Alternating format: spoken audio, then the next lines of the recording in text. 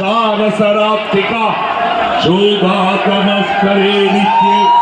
दीर्घामात्रिका स्थिता अर्थवत्ता स्थिता नित्य यानुचर्चा विशेषतः तमेव सन सावित्री तन्देव जननी परा तैतत्सिद्धते जगत् तैतत्सिद्धते मनः